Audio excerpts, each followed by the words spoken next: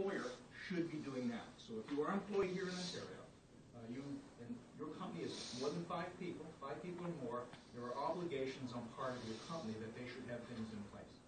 So what I would encourage you to do after today, go back, and if you feel that you have been abused in any way, see whether your company has some of the things that we're going to talk about, because they should have. We'll give you some details on that. What do you do to launch a complaint, whether in a company or outside? That will be important to talk about. And again, this is not always easy, and some of the frustrations that people are having.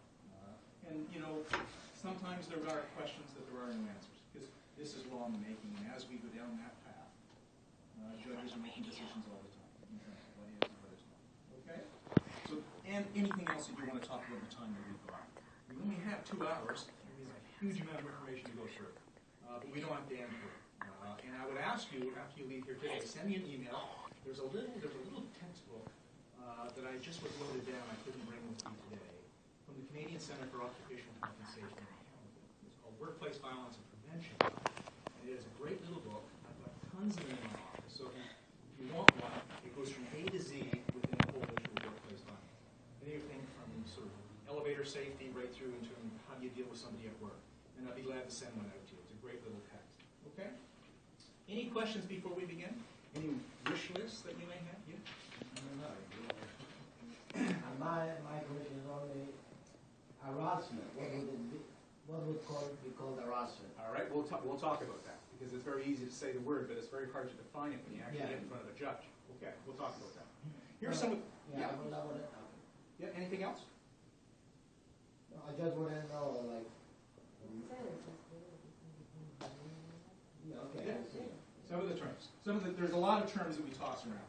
So some of these are the questions that most often people come up. Like, just because we have these laws, are we any more violent or aggressive now than we were before, 5, 10, 15, 20 years ago? It appears that we are, because we have all these laws, but the data is not there. It doesn't suggest that we're any more violent now than we were before. However, legislation is in place, and I'll talk a little bit about that in a second. Is violence and harassment, a sign of any kind of mental disturbance? Not all. Some people say it is, and some people say it's not. It depends. It depends on the person. So those people who are predators may have psychiatric problems, but many of them don't. They're just nasty people that you end up working for. They're maybe bad managers. Is there a link between harassment and stress? Yes, there is, just briefly.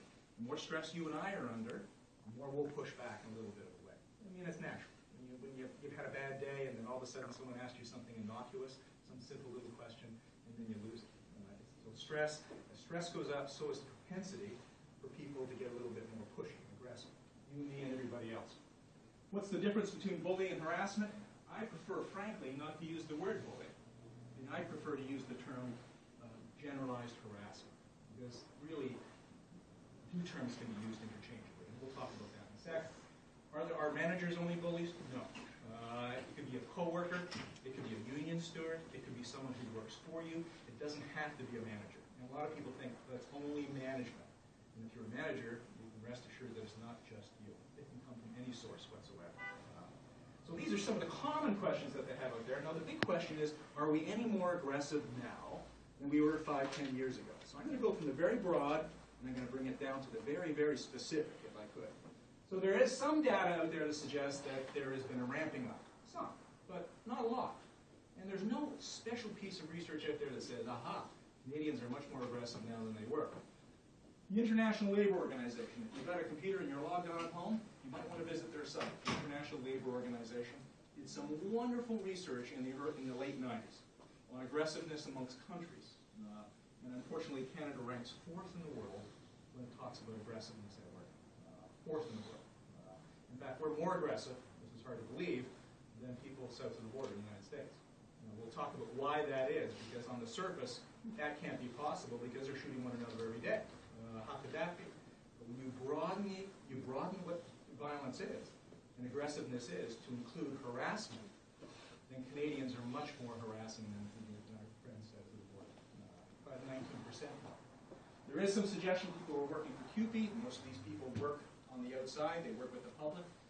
If you work with the public, there's a greater chance of being physically assaulted or threatened with assault. If you work in an office with other people with no public contact, a much better chance that you're going to be harassed or bullied or intimidated on the job. that seems to be the way it fits out. Sexual harassment is the fastest growing complaint here in Ontario. Sexual harassment, that is, with the Human Rights Commission. So there is little pieces that suggest that maybe we are getting a little bit more aggressive. In fact, if you went out on the street now and asked anybody, are people a little bit more aggressive than they were 5 years ago? Probably 90% more would probably say yes. And they would do that based upon what they see every day. People pushing to get on the streetcar, people sort of jockeying for a parking space, people giving you a finger when you're driving, all this kind of stuff. Because now we have words for it, like road rage and stuff like that. So people think that we're more aggressive, when indeed we may not be. We're just talking about it more, so therefore, and we have laws so that people can talk about it more, so therefore people are sort of raising their hand and say, I didn't do it. So it's not as if it's epidemic. I want to suggest that. It's problematic, and finally we're looking at it, but it's not necessarily a big increase. Here are some of the things that happen. Victims at work, this is for physical violence, that is, here in Canada. 356,000 people who have been assaulted on the job in Canada in a given year. That's huge when you think about it. This is assaults. So think of all the people out there who deal with the public.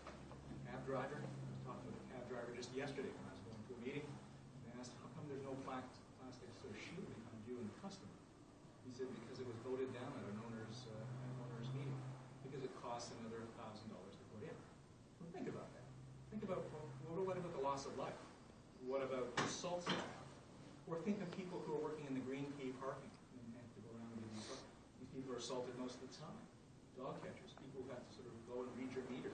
All these people are exposed and would necessarily find themselves in a position where they're being threatened at work. And others you can see. A lot of things happen in the workplace. You spend 80% of your time there. It makes sense that that's where a lot of the assaults would happen, and that's where a lot of the abuse would happen. So there's some suggestion that this is a bit of a concern. It may be growing a little bit, but we're not quite sure. Now, here's Canada's ranking in the world when it comes to aggressiveness on the job. And this is interesting, I find, because, first of all, the International Labour Organization went around, they interviewed people from 35 countries. And you realize how difficult that is, because there are cultural differences in different places in terms of what is and what is not aggressiveness, but they did their best to factor that all out.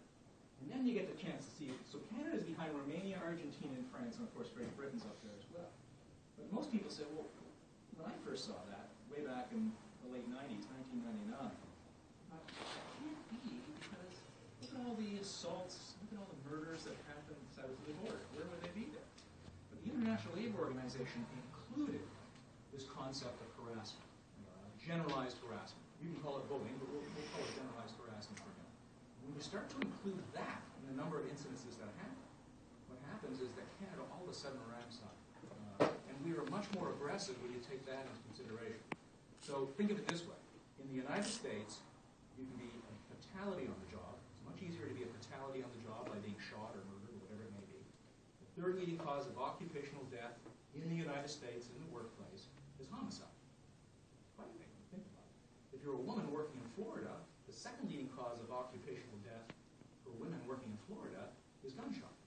But in Canada, we don't shoot you, but we will make your life a living hell by harassing you. So that seems to be the way it plays out here. In Canada, we are much more indirect. And most people would say, well, that's pretty good because we're not really shooting people. Well, you'll see in a minute that is the bedrock of other aggressive acts. That's not necessarily something you should be proud about. So Canada does seem to have an issue when it comes to the whole issue of aggressiveness, when it comes to indirect stuff. So bullying, intimidation, incivility, all that kind of stuff. So that's why here in Canada we're starting to talk a lot more about the whole issue of bullying, because we're starting to see more and more of that. With me so far?